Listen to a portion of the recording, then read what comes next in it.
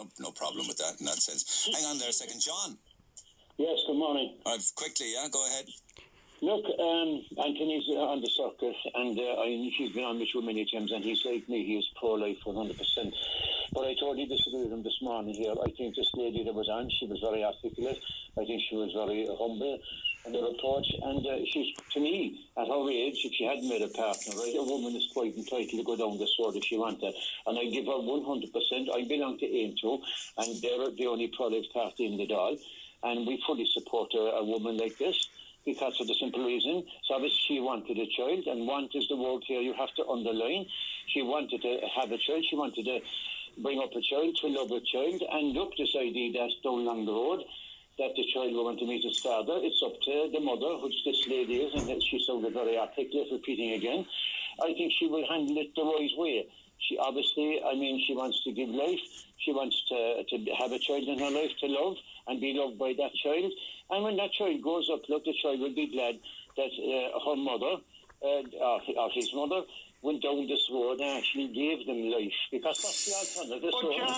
John, you've been on a while. The whole fact is here, she's brought a life into the world. And you have to acknowledge that. And she has my 100% appreciation for that and support. Well, I don't agree with you there. I'm going to totally disagree with you there. I've disagreed with you before, and I like you most of the time.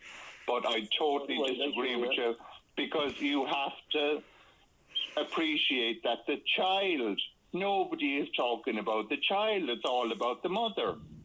And what should be on the birth certificate? What, when you're making your communion, your confirmation, you're applying for a passport? How many children? You'll be able to do all of those things. The birth cert with only one parent won't stop any of that. How many children need down long to misfortune happened that the father dies, and maybe the mother mightn't marry again? That child is brought up then without a father, right?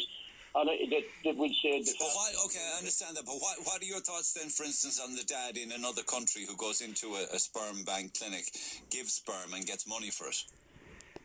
Well, if that's what he wants to do, but the end result, if a woman wants to... Well, if you're a Catholic, John, you shouldn't believe in that. Here's religion again dictating. I didn't bring up the religion, no, but the whole thing about it is, I said, I never joined a political party before. The only reason I joined AIM2 and Paddington being because they're pro-life. And this girl is giving life, so she has my 100% support. Okay. I'll pick it up after 10, promise you that. Just a couple of texts on this. I agree with Anthony. Neil, those donor babies will want to know who their dads are. You've lost the argument and you know it. It's lousy on the kids, full stop.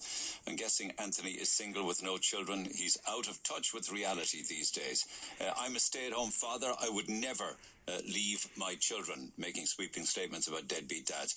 Get him off the air. Ask him if a married couple were pregnant and the father was in an accident and killed before the birth of the child. Does that make the mother and the child in danger of becoming a serial killer when he or she grows up? I agree with Anthony. Children need two parents. They need that family unit. What does a mother want a baby for on her own, and why? Says Marie. And one quick one here. My dad brought us up on his own, and we never went to prison. Once the child is loved, that's all that matters. Back after the break.